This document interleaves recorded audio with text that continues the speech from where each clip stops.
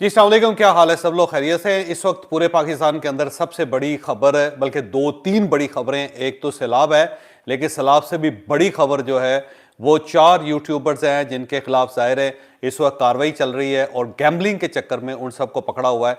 ये ज़्यादा बड़ी खबर है और लोग इसके अंदर बहुत ज़्यादा इंटरेस्ट ले रहे हैं और इतना इंटरेस्ट है लोगों का कि हम खुद मजबूर हो गए हैं कि इसके बारे में बाकायदा तहकीकात करके आपको बताई जाए कि ये इशू है क्या, कहाँ से स्टार्ट हुआ, डकी भाई का क्या इशू था और उसके बाद रजब भट्ट का क्या किरदार था, बाकी लोगों का क्या किरदार है। और इसके साथ साथ जो टिकटॉकर्स हैं इस वक्त वो भी लाइमलाइट में हैं, उनके खिलाफ स्टेट क्या कार्रवाई करने लगी है, अक्टूबर के महीने में क्या होगा, सितंबर के महीने में क्या होगा और ये बैकग्राउंड क्या है, कहाँ से एक चौकीदार के छोटे से बच्चे से ये सारा मामला स्टार्ट हुआ और उसके बाद ये अनफोल्ड होता चला गया। 30 करोड़ रुपए किसके अकाउंट से निकले और डकी भाई साहब जो हैं इस वक्त नमाजें क्यों पढ़ रहे हैं, वज़ाइफ क्यों कर रहे हैं और इसके साथ साथ क्या क्या चीज़ लिख के देने के लिए तैयार हैं।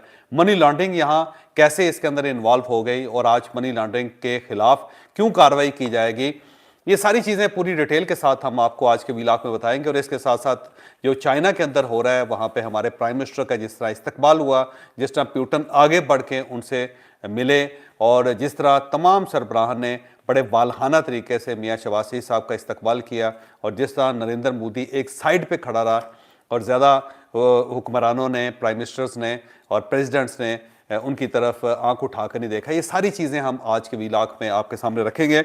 लेकिन व्लॉग की तरफ जाने से पहले मेरी आपसे रिक्वेस्ट है कि चैनल को सब्सक्राइब जरूर कीजिएगा और ये जो बेल आइकन है उसको जरूर प्रेस करें ताकि नोटिफिकेशन आपको मिलता रहे। और ये याद रखें कि अच्छी बात सदका जारिया होती है। अगर आपको ये व्लॉग अच्छा लगे तो किसी न किसी के साथ जरूर शेयर कीजिएगा। और हमने अपना कॉलम 0 पॉइंट अब ऑडियो फॉर्म में लॉन्च कर दिया, आप इस लिंक पर क्लिक करके अब हमारा कॉलम सुन भी सकते हैं। सबसे पहले हम आपको चैनल लेके जाएंगे, वहाँ पे शंघाई तावन तंजीम का सरबराही इजलास हो रहा है और ये 25वां सरबराही इजलास है। 25 साल हो गए हैं इस तंजीम को बने हुए और इसके अंदर ज़ाहिर है इस पूरे रीजन के प्राइम मिनिस्टर्स और प्रेसिडेंट्स हैं जो इस वक्त कॉन्फ्रेंस का हिस्सा हैं।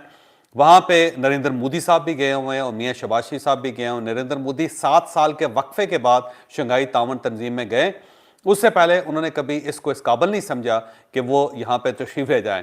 लेकिन अब पाकिस्तान का शुक्रिया अदा करना चाहिए कि इस जंग में पाकिस्तान ने जो बहुत बड़ी कामयाबी हासिल की उसका ये नतीजा है कि अब मोदी साहब को अमेरिका से झंडी हो गई है और अब वो शंघाई तावन तंजीम में खुद तशरीफ ले गए और वहाँ पर अपने मामलात बाकी सब के साथ पूरे और ठीक करने की कोशिश कर रहे हैं। तो वहाँ पे जब आज सरबराह एक जगह पे इकट्ठे हुए और पहली तकरीब थी जिसके अंदर स्टेज के ऊपर जाके चाइनीज़ प्रेसिडेंट के साथ खड़े होके सब सरबराहान वक्तन फ़क्तन एक एक करके वहाँ पे उनके साथ हैंडशेक कर रहे थे और तस्वीर बना रहे थे। तो उस वक्त जब हाल में सब लोग मौजूद थे तो वहाँ पे मियाँ शहबाज शरीफ साहब से मिलने के लिए तमाम सरबराह खुद आगे बढ़ के मिले और उनको सीने के साथ लगाया और पाकिस्तान को मुबारकबाद भी की दी। जबकि उसके मुकाबले में नरेंद्र मोदी साहब खुद आगे बढ़ बढ़ के लोगों को जफे मार रहे थे और लोग उनसे अवॉइड करने की कोशिश भी कर रहे थे। तो एक मंजर ये बार बार वहाँ पे देखा गया। उसके बाद जब तमाम सरबराह सामने स्टेज पे खड़े हुए और एक ग्रुप फोटो बनी तो उसके बाद प्यूटन ज़ाहिर है चाइनीज़ प्रेसिडेंट के साथ खड़े हुए थे और उसके बाद जब वो हाल से निकलने लगे तो शहबाज शरीफ साहब दरमियान में थे। तो प्यूटन रुक के उन्होंने स्माइल दी, स्माइल दे के उन्होंने मियाँ शहबाज शरीफ साहब के साथ मुलाकात की और फिर उनको ग्रीट करते हुए साथ अपने हॉल से बाहर ले गए। तो मेरा ख्याल है ये जो एक इजलास है इस इजलास के अंदर पाकिस्तान की इज़्ज़त में इजाफा हुआ और नरेंद्र मोदी इस पूरे इजलास के अंदर अपने आप को एलियन और मिसफिट सा फील कर रहे थे। उनको महसूस ये हो रहा था कि जैसे तमाम सरबराह जो है वो इनको इग्नोर कर रहे हैं या इनको वो पजीराई नहीं मिली जो इससे पहले इंडिया को मिलती होती थी। तो ये ताज़ा तरीन थी, मैंने कहा आपको सामने रखते जाऊं। इसके साथ साथ जो यूट्यूबर्स हैं या जो सोशल मीडिया एक्टिविस्ट हैं जो 4 इस वक्त जिनके खिलाफ कार्रवाई हुई है और जिसमें डक्की भाई को गिरफ्तार किया गया, रजब भट्ट ज़ाहिर मुल्क से फ़रार है, तो इसके बारे में कुछ इन्वेस्टिगेशन मैंने की थी। तो मैं चाह रहा था कि जो पूरी डिटेल है वो आपके सामने रखूँ ताकि इससे आप इस इशू को मुकम्मल तौर पर अंडरस्टैंड कर सकें। पहली बात तो ये है कि इस सारी कार्रवाई का जो सहरा है वो बेसिकली सरफराज चौधरी साहब के सर जाता है और ये NCCIA के लाहौर के अंदर ये सरबराह हैं, डायरेक्टर हैं और बड़े पुराने ऑफिसर हैं। इनका FIA के साथ ताल्लुक है, फिर ये साइबर क्राइम के अंदर रहे हैं और FIA में बड़े बड़े स्कैंडल इन्होंने पकड़े थे और उनको लोगों के और स्टेट के सामने लेके आए थे। एक बड़ा मशहूर केस हुआ था और ये 2008 में हुआ था, वो था कालिया की गिरफ्तारी। कालिया एंड खनानी अगर आपने सुना हो, खानी एंड कालिया आपने सुना हो, ये एक बहुत बड़े उस ज़माने के मनी चेंजर थे और बहुत ही मशहूर थे। तो 2008 में उस वक्त रहमान मलिक साहब होते थे यहाँ पे FIA के DG, और उस वक्त चौधरी सरफराज साहब ने कालिया को गिरफ्तार किया था और ये बड़ी खबर थी उस ज़माने में, और उससे अरबों रुपए की मनी लॉन्ड्रिंग उस वक्त भी हो रही थी। और वो तमाम लोग जो कालिया को इस्तेमाल करके पैसे पाकिस्तान से बाहर भेजते थे, उन सब के खिलाफ भी कार्रवाई हुई थी और ये बड़ा स्कैंडल था उस ज़माने में। और ये सरफराज चौधरी साहब ने ये स्कैंडल जो था उसको अनअर्थ किया था। फिर इसके साथ साथ एक गुर्दों की ट्रांसप्लांट होती थी पाकिस्तान में, पूरी दुनिया से लोग यहाँ पे आके गुर्दे खरीद के ट्रांसप्लांट करवा लेते थे। तो उसका ये जो स्कैंडल था वो भी इन्होंने गिरफ्तार किया था और अनर्थ भी किया था, और सारे डॉक्टर जो इल्लीगल काम कर रहे थे उन सबको भी इन्होंने गिरफ्तार किया था। फिर उसी ज़माने में, बल्कि साकिब निसार साहब के ज़माने में अगर आपको याद हो, तो जाली स्टंट्स होते थे जो हार्ट में डाले जाते थे। तो जाली स्टंट्स का एक बहुत बड़ा स्कैंडल पाकिस्तान में पकड़ा गया था, ये भी इन्होंने पकड़ा था। बल्कि उस ज़माने में एक फार्मास्यूटिकल कंपनी है पाकिस्तान में जो चौधरी निसार साहब के ससुराल हैं वो, बल्कि उनके वो साले हैं जिनकी वो कंपनी है, तो उनके खिलाफ भी पर्चा दिया था। और उस वक्त चौधरी निसार साहब उस वक्त वज़ीर दाखिला होते थे। तो इस कदर मजबूत ये अफसर है सरफराज साहब, और बड़ी ही इज्जत की जाती है पूरे डिपार्टमेंट में इनकी, और बड़ा नाम है इनका। तो ये सारा स्कैंडल जो था, ये अभी जो यूट्यूबर्स का है, वो सरफराज साहब की ज़ाती ज़िंदगी से स्टार्ट हुआ है। सरफराज साहब ईद के छुट्टियों पे अपने घर गए थे, वहाँ पे एक चौकीदार, गरीब आदमी है, किसान है और चौकीदारी करता है। उसका छोटा बेटा जो था वो इसी तरह सोशल मीडिया के ऊपर, सोशल ऐप्स जो जुए की होती हैं उसकी लत में बाकायदा मुब्तला हो गया था। वो चौकीदार ने इनके पास आके कहा कि मेरा बेटा जो है वो बड़े पैसे ज़ाया कर चुका है, मैं मेहनत मजदूरी करता हूँ और वो सारे पैसे जुए के ऊपर लगा देता है। तो बच्चा बड़ा छोटा था। तो जब इन्होंने उसको बुला के पूछा, थोड़ा सा इन्वेस्टिगेट किया, तो पता चला कि वो बच्चा अकेला नहीं है, बल्कि गांव के बहुत सारे बच्चे ऐसे हैं कि जो थोड़े थोड़े पैसे इकट्ठे करके जुए पे लगाते रहते हैं, और ये जुए की बाकायदा ऐप्स हैं और उन ऐप्स के अंदर जाके ये वहाँ पे बाकायदा जुआ खेलते हैं। फिर ये एक नई चीज़ थी, जब ये लाहौर आए वापस, तो इन्होंने मुख्तलिफ लोगों के साथ डिस्कस किया, तो बहुत सारे लोग सामने आए। उसमें बहुत सारे ब्यूरोक्रेट्स भी थे, कुछ फौजी अफसर थे, उनके बच्चे भी थे, फिर स्कूल टीचर्स के बच्चे थे, फिर बिजनेसमैन के बच्चे थे। पता ये चला कि 6 साल के बच्चों से लेकर 16 साल के बच्चे जो हैं, इस किस्म के सारे बच्चे जो हैं इस टाइप के जो ऐप्स हैं उनमें जुआ खेल रहे हैं। और ये गैमलिंग ऐप्स हैं जो पाकिस्तान और इंडिया दोनों जगहों पे काम कर रही हैं, और ये इंटरनेशनल प्रॉपर ये एक पूरा प्लेटफॉर्म है, और बल्कि कई प्लेटफॉर्म है, और इसके अंदर बहुत सारे बच्चे लगे हुए हैं, और वो अपनी सारी की सारी वालिदैन की कमाई और जो आगे पीछे से पैसा कमाते हैं या किसी न किसी जगह से खींचते हैं, वो सारे के सारे इसके अंदर ज़ाया कर देते हैं। जब थोड़ी सी और इन्वेस्टिगेशन हुई तो बहुत सारे ऐसे बच्चे भी सामने आए, बहुत सारी ऐसी फैमिलीज भी सामने आई जिनके बच्चे एकेडमी के पैसे लेके जाते थे अपने वालिदैन से, लेकिन 3-3, 4-4 महीने वो एकेडमी गए ही नहीं।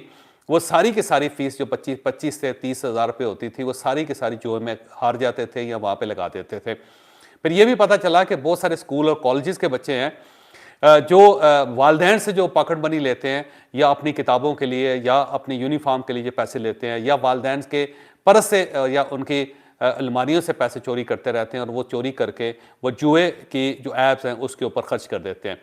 तो ये छोटी सी डिटेल जब सामने आई तो उसके ऊपर फिर इन्वेस्टिगेशन स्टार्ट हो गई। जब इन्वेस्टिगेशन स्टार्ट हो गई तो फिर पता चला कि 2 बड़े मेजर इश्यूज आ गए हैं पाकिस्तान में। एक इशू तो ये है कि पहले ज़माने में जब किसी बच्चे से पूछा जाता था कि उसने बड़ा होकर क्या बनना है, तो वो कहता था मैंने डॉक्टर अब्दुल कदीर बनना है, जो इतने बड़े साइंटिस्ट थे पाकिस्तान में जिन्होंने पाकिस्तान की दिफा को मजबूत कर दिया था। कोई कहता था मैंने अब्दुस्तार ईदी बनना है, और कोई ये कहता था मैंने मियाँ मंशा बनना है, कोई ये कहता था मैंने गौहर एजाज बनना है, कोई कहता था मलिक रियाज बनना है, कोई ये कहता था कि मैंने इमरान खान बनना है, कोई ये कहता था मैंने वसीम अकरम बनना है, कोई ये कहता था मैं फलां साइंटिस्ट बनूंगा, कोई ये कहता था मैं बिल गेट्स बनूंगा।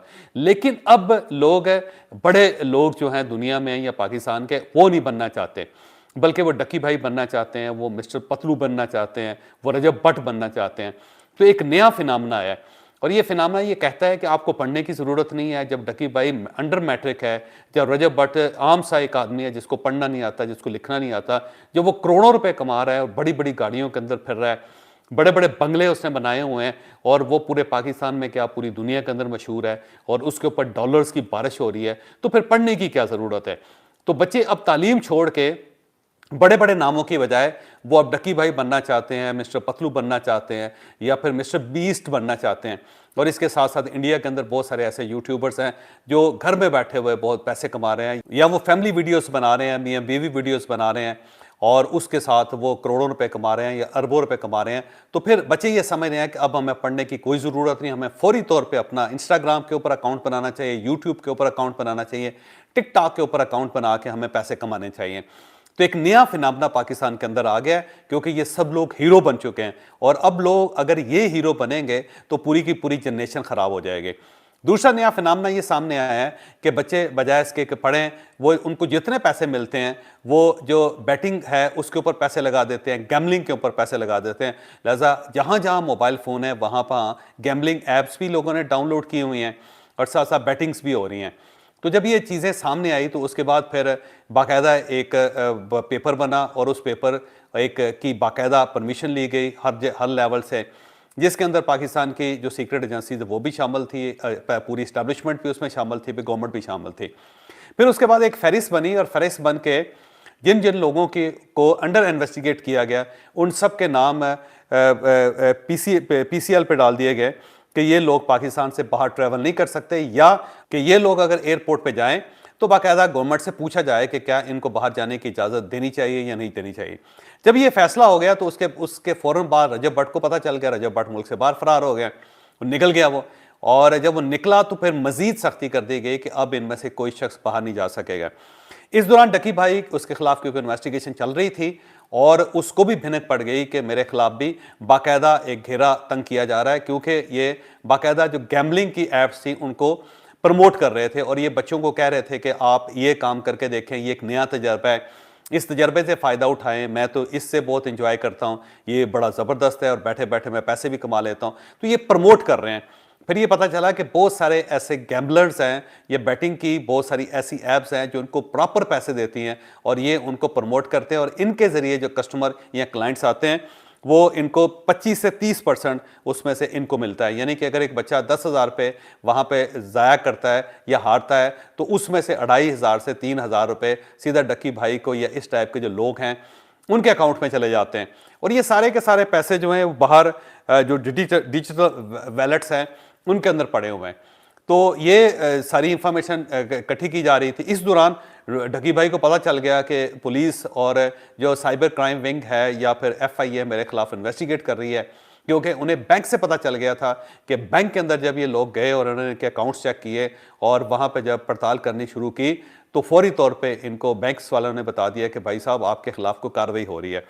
तो इन्होंने पूरी फैमिली को लिया और फैमिली को लेके 15 दिन पहले इन्होंने मलेशिया जाने की कोशिश की। जब ये एयरपोर्ट पहुंचे फैमिली समेत मलेशिया जाने के लिए तो फौरी तौर पे एयरपोर्ट से टेलीफोन कर दिया गया NCCI को कि जनाब ये लोग जा रहे हैं, क्या इनको इजाज़त देनी चाहिए नहीं देनी चाहिए। तो फौरी तौर पे NCCI का जो डायरेक्टर है सरफराज साहब वो एक्टिव हुए और उन्होंने फ़ौरन कहा कि नहीं इनको रोकें, हम आ रहे हैं। और उसके बाद फिर NCCI ने इनको गिरफ्तार कर लिया।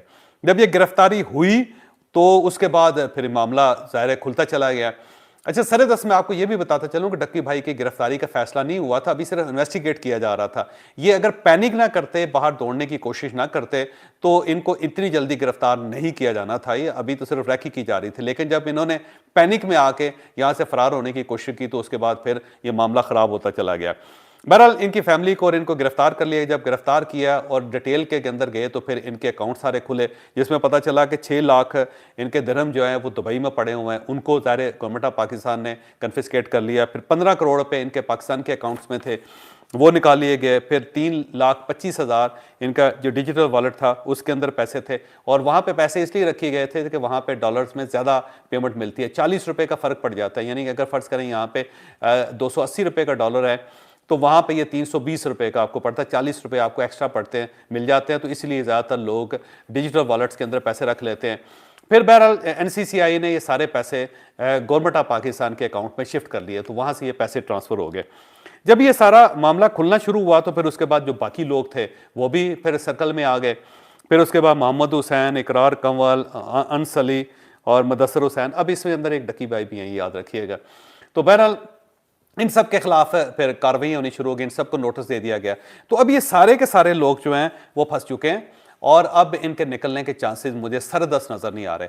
और अगर ये निकले भी तो कट टू साइज किया जाएगा, ताकि ये बाकायदा कौम को ये बताया जा सके कि ये हीरो नहीं है, ये विलन है और ये सोसाइटी को ख़राब कर रहे हैं। और जब तक ये चीज़ समझ नहीं आएगी लोगों को, उस वक्त तक इनके खिलाफ कार्रवाई होती रहेगी। इसके साथ साथ मेरे इल्म में ये भी आया कि अक्टूबर के महीने या सितंबर के आखिर में और अक्टूबर के शुरू में ये जो तमाम लोग जो इस पर टिकटॉक के ऊपर जो बैटिंग कर रहे हैं और इसके साथ साथ गिफ्टिंग कर रहे हैं, उन सब के खिलाफ भी कार्रवाई स्टार्ट होने लगी है। और मिस्टर पतलू जो हैं, बस आप ये समझें कि उनके खिलाफ तो तकरीबन तहकीकात मुकम्मल हैं और जो उनके साथ जो सलूक होने लगा है वो भी आप अनकरीब आप देखेंगे। लिहाजा टिकटॉक के ऊपर जो जो तमाशा चल रहा है वो सब लोग भी अब सर्कल के अंदर आ गए। गवर्नमेंट ने यह फैसला कर लिया है कि जो जो लोग गलाजत फैला रहे हैं, जो बच्चों को ख़राब कर रहे हैं, जो फैमिली क्लिप्स बना के उनको वायरल करते हैं, जो मॉरल फाइबर है पाकिस्तान का उसको ब्रेक करने की कोशिश कर रहे हैं, जो गैम्बलिंग की ऐप्स चला रहे हैं, जो बैटिंग की ऐप्स चला रहे हैं, जो वल्गैरिटी फैला रहे हैं, जो स्टेट के खिलाफ बात कर रहे हैं, उन सब के खिलाफ इसी तरह कार्रवाई होगी। तो अक्टूबर के महीने में आपको बहुत सारे नए नाम आएंगे आपके सामने। जब ये नए नाम आपके सामने आएंगे तो फिर आप खुद देख लीजिएगा कि क्या बनता है। अच्छा, ये पाकिस्तान को देखते हुए इंटरनेशनली बहुत कुछ हुआ है। इंडिया के अंदर बाकायदा कानून बना दिया गया और उस कानून में उन्होंने जुए को क्राइम डिक्लेयर करके उसके ऊपर पाबंदी लगा दी। और ये पाबंदी ये लगी है कि फिजिकल जुआ भी नहीं हो सकता और उसके साथ साथ ऑनलाइन भी नहीं हो सकता। और ये जो पाकिस्तान के अंदर कार्रवाई हुई है उसकी बुनियाद पे हुई है। फिर इसके साथ साथ लंदन पुलिस के जो चीफ हैं उन्होंने NCCI के साथ रब्ता किया है और उनसे पूछा है कि जनाब ये आपने बड़ा सेंसिटिव किस्म का काम किया, हम तो सोच ही रहे थे। बहरहाल उन्होंने पाकिस्तान से मदद ली है और पाकिस्तान उनको वो मॉडल दे रहा है और अनकरीब लंदन के अंदर भी आपको ये कार्रवाई होती हुई नजर आएगी। तो मुझे लगता है कि ये जो मामला है ये यहाँ पे नहीं रुकेगा, ये मामला आगे बढ़ेगा और आगे बढ़ते बढ़ते उन तमाम लोगों को गिरफ्तार किया जाएगा जो इस तरह लोगों के बच्चों को ख़राब कर रहे हैं या पाकिस्तान का मॉरल फाइबर तोड़ रहे हैं। तो ये जो लोग हीरो होते थे अब ये अनकरीब आपको विलन बनते हुए नजर आएंगे और फिर ऐसी यूट्यूबिंग चल सकेगी जिसके ऊपर बाकायदा कौम को पॉजिटिव मैसेज दिया जा सके या कौम की बाकायदा अच्छी परवरिश की जा सके। ये लोग हॉट वाटर में हैं और अब इतनी जल्दी इनकी जान छूटती हुई नज़र नहीं आती, क्योंकि अब ये दायरा फैलता चला जा रहा है। और मेरा ख्याल ये है कि ये सिर्फ 4 लोग नहीं, 25 से 30 लोग हैं जो आने वाले दिनों में आपको फंसते हुए नजर आएंगे। मुझे इजाज़त दीजिए, अगली व्लॉग में मुलाकात होगी। पाकिस्तान जिंदाबाद।